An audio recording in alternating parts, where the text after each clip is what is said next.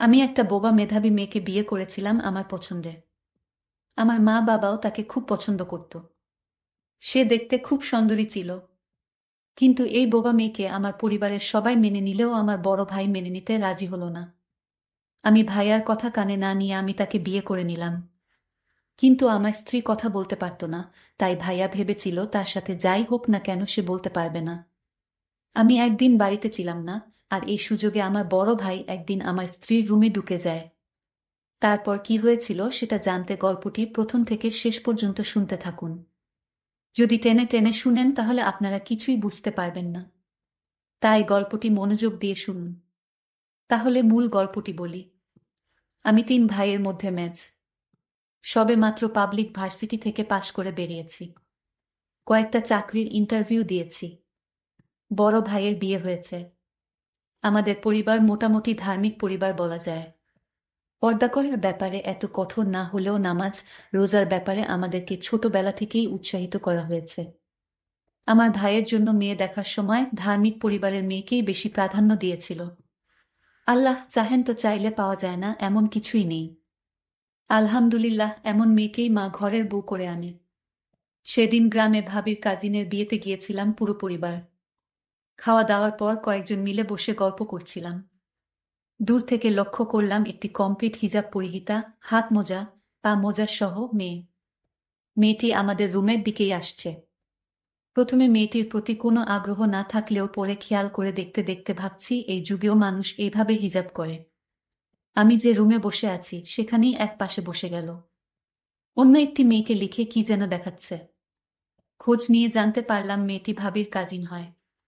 আমার আগ্রহ জানার আরও বেড়ে গেল মেয়েটির প্রতি। নিজের মনেই বললাম মেয়েটি ভাত খাওয়ার সময় দেখব দেখতে কেমন। মেয়েটিকে ফলো করে যাচ্ছি, কিন্তু সে কিছুতেই মুখ খুলছে না। লক্ষ্য করলাম বারবার কি যেন লিখছে। বিয়ের পর জেনেছিলাম সে দাওয়াত বিয়েতে খুব কমই যায়। বাধ্য হয়ে যেতে হলেও খাবার খায় না। আমার জিদ চেপে গেল। আমি মেয়েটিকে দেখবই, যেভাবেই হোক। মাকে বললাম আমি আরো কিছুদিন গ্রামে থাকতে চাই। মাও খুশি হয়ে রাজি হয়ে গেলেন। এখানে উল্লেখ্য ভাবির বাবার বাড়ির লোকজন অত্যন্ত অতিথিপরায়ণ এবং আন্তরিক। নতুন বউয়ের বাপের বাড়ি থেকে প্রতিদিন গেস্ট আসছে, আর আমি কিছুক্ষণ পর পর বিয়ে বাড়ির দিকে যাচ্ছি। যদি একটি বার মেয়েটিকে দেখি। হয়তো এটাই আল্লাহর ইচ্ছা ছিল। সেদিন দুপুর বেলা খাওয়ার পর বিশ্রাম নিচ্ছিলাম সোফায় আধা শোয়া হয়ে। হঠাৎ একটি মেয়ে ঢুকেই এক অদ্ভুত শব্দ করে ডাকতে লাগল। তখনও পর্যন্ত আমার মাথায় আসেনি সে এই রকম অদ্ভুত করে কেন ডাকতেছে। ভাবি ভেতর থেকে জি বলে আওয়াজ দেওয়াতে বুঝতে পারলাম ভাবিকেই ডাকতেছে। মাত্র আমাকে দেখেই দৌড়ে চলে গেল। জাস্ট কয়েক সেকেন্ডের জন্য মেয়েটিকে দেখেছিলাম। কেন জানি না বারবার মনে হচ্ছে এই মেয়েটি সেই, যাকে আমি 2 দিন ধরে পাগলের মতো খুঁজে বেড়াচ্ছি। পরে ভাবি থেকে জিজ্ঞাসা করাতে জানতে পারি, এটাই সেই পর্দানসীন মেয়ে। উজ্জ্বল শ্যামলা বর্ণের মায়াবতী। এই কয়েক সেকেন্ডেই আমার ভেতর আলোড়ন সৃষ্টি হয়ে গেল। আমার বুঝতে আর বাকি থাকল না, আল্লাহই আমাকে এখানে নিয়ে এসেছেন মেয়েটির সাথে দেখা করাবেন বলে, আমাদের এক করবেন বলে। এর পরের দিনই আমরা ভাবি সহ বাসায় চলে আসলাম।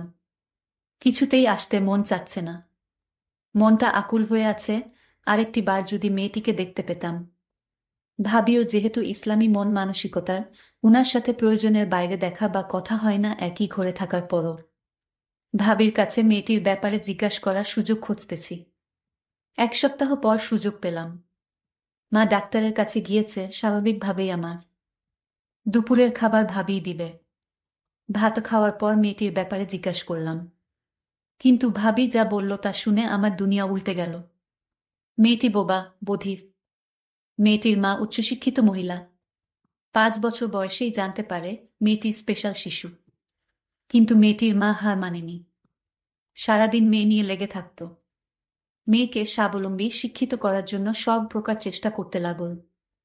8 বছর বয়সেই মেয়েটিকে সমস্ত বর্ণ শিখিয়ে ফেলল। আল্লাহ তাআলা এই সমস্ত শিশুদেরকে অবশ্যই কোনো বিশেষ গুণ দিয়ে পাঠান দুনিয়াতে। কিছুদিন পর মা বুঝতে পারে মেয়েটি ছবি আঁকায় খুব পারদর্শী। মা মেয়েটিকে ছবি আঁকার সমস্ত উপকরণ এনে দিল এবং অন্যান্য সাবজেক্ট, বিশেষ করে ইংলিশের ব্যাপারে খুব বেশি গুরুত্ব দিতে লাগল। মেয়েটির টিচার্সরা খুব সুনাম করত। প্রায় প্রতি ক্লাসেই টপ 3-তে মেয়েটি রেজাল্ট করত একমাত্র মায়ের অপ্রাণ চেষ্টা এবং আল্লাহর ইচ্ছায়। এসএসসিতে গোল্ডেন জিপিএ পেল। ওরা গ্রামে থাকলেও পৌর এলাকার হওয়ায় শহরের মতোই কিন্ডারগার্টেন, আর্ট স্কুল এসবের খুব মান। মা মেয়েটিকে মামাদের সাহায্য নিয়ে একটা আর্ট স্কুল খুলে দিল। এই বোবা মেয়েটি মাত্র 2 জন স্টুডেন্ট নিয়ে স্কুল শুরু করে নিজের বাসায়। এইচএসসি দিতে দিতে মেয়েটির প্রায় 50 জন স্টুডেন্ট। আমি এখনো সবসময় মেয়েটির মা প্রতি কৃতজ্ঞ। ওকে এত যোগ্য বানানোর জন্য, ওর কমতিগুলোকে শক্তিতে রূপান্তর করার জন্য। ইন্টার পরীক্ষায়ও ও ভালো রেজাল্ট করল, অল্পের জন্য জিপিএ 5 পায়নি। মাত্রই ইংলিশে অনার্সে ভর্তি হয়েছে। আমি আর কিছুই ভাবতে পারছি না। আমি একটা বোবা মেয়েকে বিয়ে করব। ভেতর থেকেই কেউ একজন বলে উঠল, দুনিয়াতে কি মেয়ের অভাব নাকি আমার মধ্যে কোনো কমতি আছে যে আমি জেনে শুনে বোবা মেয়ে বিয়ে করব? কিছুতেই হতে পারে না। কিন্তু আমি কিছুতেই নিজের মনকে মানাতে পারছি না। আমি কি দোষ করেছি? স্কুল, কলেজ, ভার্সিটি কোথাও প্রেম হল না। শেষমেশ একটা বোবা মেয়েকেই ভাল লাগল। সেদিন সারা রাত খুব কান্না করলাম। বারবার আল্লাহকে দোষ দিয়ে যাচ্ছিলাম, কেন আমার সাথে এমন করলে? সারাদিন আর কিছুই ভালো লাগে না, রাত হলে ঘুম আসে না। কেমন জানি হয়ে যাচ্ছিলাম। নিজেকে পাগল মনে হতে লাগল। হঠাৎ করেই মনে আসলো, ভার্সিটিতে এক প্র্যাকটিসিং বড় ভাইয়ের সাথে আমার ঘনিষ্ঠতা ছিল। উনার কাছ থেকেই আমি অনেক দিনের তালিম নিয়েছিলাম। ইসলামী জ্ঞানে জ্ঞানী। অ্যাকাউন্টিং নিয়ে পড়ালেখা করে এখন একটা ব্যাংকে জব করে। উনাকে আর্জেন্ট দেখা করার কথা বলাতে সাথে সাথে রাজি হয়ে গেলেন। এমনিতেই অত্যন্ত ভালো মানুষ, তার উপর আমাকে অত্যন্ত স্নেহ করেন, ছোট ভাইয়ের মতো। দিনের জটিল অনেক সমস্যার সমাধানও উনি আমাকে দিয়েছেন। পারিবারিকভাবে ধর্ম পালনের অভ্যাস থাকলেও ধর্মকে ভালোবেসে পালন করতে উনি আমাকে সহায়তা করেছেন, আলহামদুলিল্লাহ। বিকালে বসলাম দুইজনে। কোনো বনিতা না করেই সোজাসুজি সব বললাম। ভাই যা বলল তাতে আমার সমস্ত চিন্তা দূর হয়ে গেল, অনেক রিল্যাক্স ফিল করছিলাম সেই মুহূর্তে। ভাই বলল, আমরা সবাই দুনিয়াতে পরীক্ষার জন্য এসেছি, দুনিয়া চিরস্থায়ী কিছু নয়। মেয়েটির পরিবার ভাগ্যবান এবং তুইও, কারণ তুই বললি দুনিয়াতে এত মেয়ে থাকতে আল্লাহ তোকে মেয়েটির প্রতি ভালোবাসা সৃষ্টি করেছেন। আল্লাহ তাআলা তোকে খুব ভালোবাসেন বলেই হয়তো মেয়েটিকে একটি উছিলা করে তোর কাছে পাঠিয়েছেন, তোর সবরের মাধ্যমে আল্লাহর প্রতি বিশ্বাস আরো দৃঢ় করার জন্য। আর কিয়ামতের দিন আমরা সবাই পুণ্যের পাশাপাশি পাপের বোঝা মাথায় নিয়ে চিন্তিত হব। কিন্তু মেয়েটির পাপ বলে কিছু থাকবে না, ওর হিসাবের খাতা থাকবে সাদা। সে শিশুর মতো পবিত্র অবস্থায় দুনিয়াতে এসেছে এবং একই অবস্থায় দুনিয়া থেকে বিদায় নিবে। যেহেতু সে কিছু শুনেনি, কিছু বলেনি, দুনিয়ার খারাপ কিছু সে গ্রহণ করেনি, তার পাপের বোঝা হবে হালকা। আল্লাহ চাহেন তো মাগরিবের নামাজ পড়ে আল্লাহর শুকরিয়া আদায় করে অফুরন্ত আনন্দ নিয়ে বাসায় ফিরলাম। এবার মা এবং পরিবারের অন্য সদস্যদের কিভাবে রাজি করাব সেই চিন্তায় আল্লাহর কাছে সাহায্য চেয়ে। কোনো মাই চাইবেন না তার সন্তান কোনো বোবা বধির মেয়েকে বিয়ে করে। অনেকক্ষণ চুপচাপ শুয়ে থাকলাম আর আল্লাহকে মনে মনেই বলতে লাগলাম, হে আল্লাহ, একটা সহজ পথ দেখাও যাতে মাও কষ্ট না পায় আর আমিও ওকে পেয়ে যাই। আমার জব না হওয়া পর্যন্ত বিয়ে করার পরিকল্পনা নেই। তারপরও আমি চাচ্ছি পরিবারের সবাইকে রাজি করিয়ে নিতে আর মাকে বলে বিয়েটা ফাইনাল করে রাখতে। আল্লাহ চাহেন তো জব অতি শীঘ্রই হয়ে যাবে। রাতে খাওয়ার পর আমি মা বাবার রুমে গেলাম। ডাইরেক্ট মাকে বললাম আমি বিয়ে করতে চাই। মা বাবা একটু অবাক হয়নি, কারণ ছোটবেলা থেকেই আমি একটু একরোখা এবং জিদ্দি টাইপের। মা কোনো রকম কথা না বাড়িয়ে জিজ্ঞাসা করলেন, মেয়েটি কে? ভাবির কাজিন। মেয়েটির নাম বলার পর মা চুপ হয়ে গেলেন। বাবা কিছুটা রেগে গেলেও আবার মার দিকে তাকিয়ে শান্ত হয়ে রইলেন। মা বললেন, আগামীকাল কথা বলবো, এখন ঘুমাব, আমার শরীরটা ভালো নেই। কাল পর্যন্ত অপেক্ষা করা আমার জন্য খুবই কষ্ট করছিল। মেয়েটি আহামরি সুন্দরী নয়, বোবাও, কিন্তু আল্লাহর ইচ্ছার আগে কোনো কিছুই টিকতে পারে না। আর তাই হয়তো ওর প্রতি আমার আকুলতা, অস্থিরতা, হারানোর ভয় এভাবেই বেড়ে যাচ্ছে। যেন আল্লাহই আমার ভেতরে এইসব সৃষ্টি করে দিয়েছেন। সকালে নাস্তার পর বড় ভাই, বাবা সহ সবার উপস্থিতিতে মা খানিকটা গরম মেজাজ নিয়ে সবাইকে সব জানানোর পর বলল, এই বিয়ে হবে না। আমার কিসের অভাব, ছেলের জন্য বোবা মেয়ে আনতে হবে। সবাই যার যার মতামত দেওয়ার পর আমি ওই দিনই ভাইজানের কথাগুলোই ওখানে সবাইকে বললাম। আরো বললাম, মা দেখিও, আমি খুব সুখে থাকব। আমার সুখ দেখে মানুষ ঈর্ষা করবে। তুমি মামির কথা সবসময় বলো না, কিভাবে মামাকে অপদস্থ করে। সেই হিসেবে বোবা হলে কি সমস্যা মা? মা এমনিতেই ঠান্ডা মানুষ, কিন্তু এইবার বেশ রেগেই বললেন, মেয়েটি কারো সামনেও আসে না, আওয়াজও শুনি শুনি, যেহেতু কথা বলতে পারে না। কি এমন দেখলি যে তুই শুধু ওকে বিয়ে করবি? তাছাড়া আত্মীয় স্বজন কি বলবে? মা, সুন্দর দিয়ে কি করব? একটা দুইটা সন্তান হলেই সৌন্দর্য নষ্ট হয়ে যায়। কিন্তু ভালো আচরণ, ভালো মানসিকতা আর ভেতরের মানুষটাই চিরজীবন থেকে যায়। আর সেটাই আমাকে সুখ দিতে পারবে। বিয়ের পর কয়েকদিন আত্মীয়রা বলাবলি করবে। সেই আত্মীয়রাই কিছুদিন পর সুখী, অসুখী, সফল অসফল জীবন নিয়ে আলোচনা করবে। লোকেদের দেখানো কয়দিনের জন্য, সংসার সুখের হোক আর দুঃখের হোক, তা সারা জীবন শুধু আমারই জন্য। তাছাড়া মেয়েটি মেধাবী।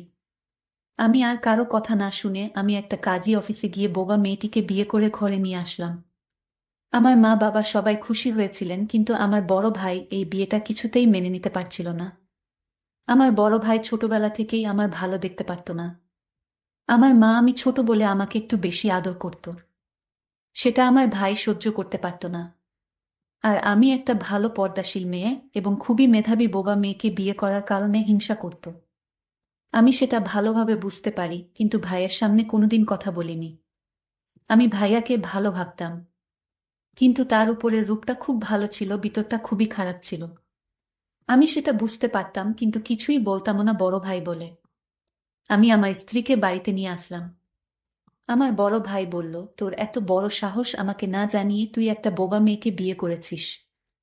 আমি ভাইয়াকে বলেছিলাম, ভাইয়া, এই পৃথিবীতে সবাই মানুষ, এখানে সে হোক বোবা কিংবা প্রতিবন্ধী, একই আল্লাহর সৃষ্টি। আল্লাহর সৃষ্টিকে যারা পছন্দ করে না তারা মানুষ না, তারা উপরের দিকটাই মানুষ, ভিতরটা অমানুষ।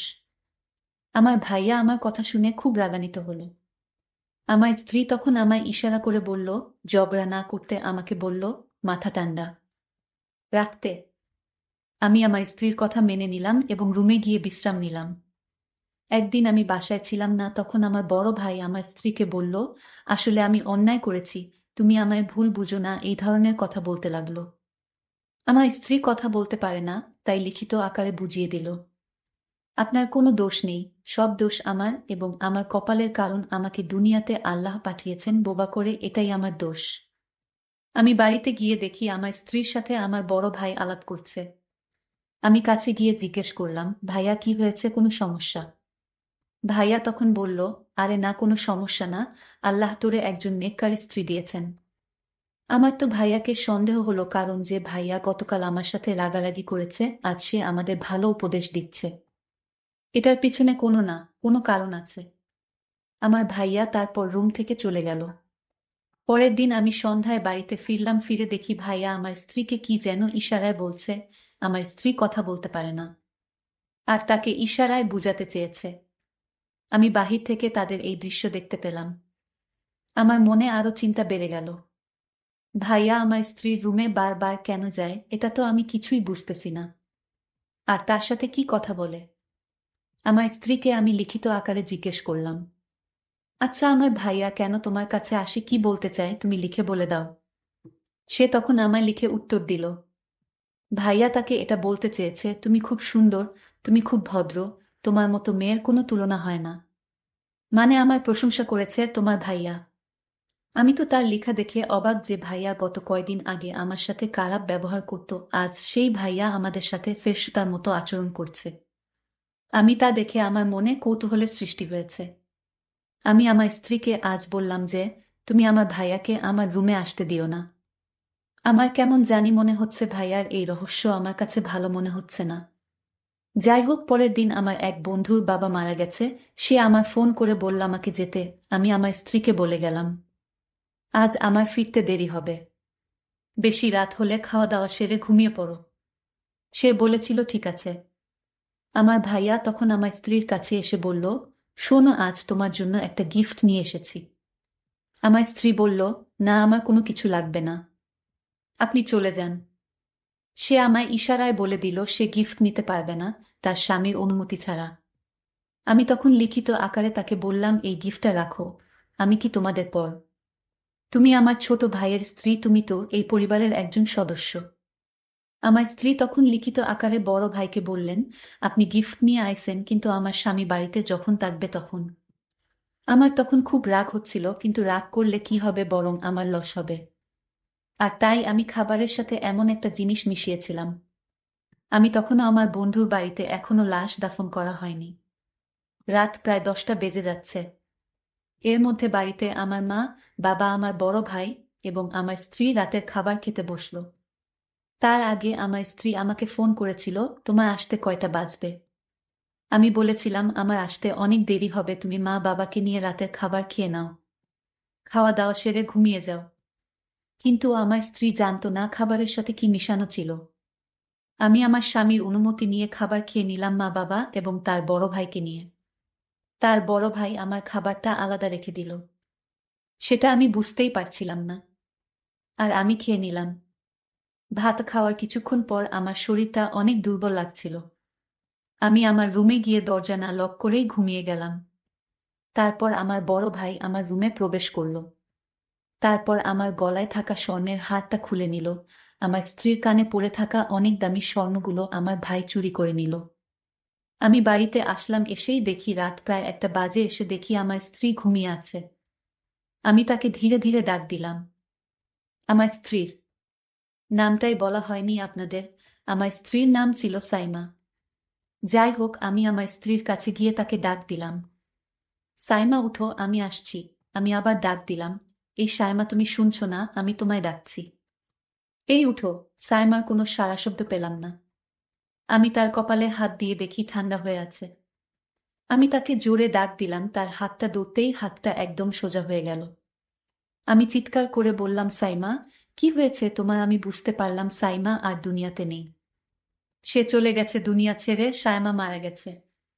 কিন্তু আমি মনে মনে ভাবতে লাগলাম, সাইমার তো কোনো রোগ ছিল না, তাহলে হঠাৎ করে কেমনে মারা গেল? আমি সাইমার গলার দিকে তাকিয়ে দেখি তার গলায় যে হারটা পরা ছিল, সেই হারটা নেই।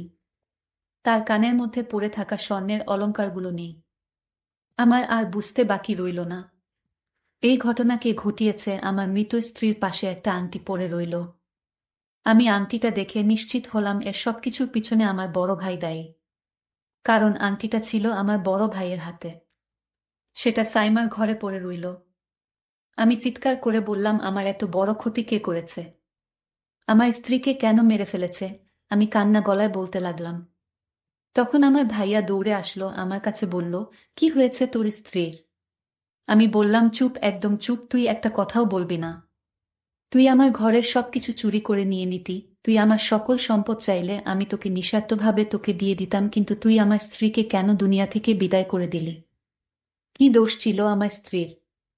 আমার স্ত্রী বোবা ছিল, এটা কি তার অপরাধ ছিল? এগুলো বলতে বলতে আমিও জ্ঞান হারিয়ে ফেললাম। বাবা মা ভাইয়াকে পুলিশে দিয়ে দিল।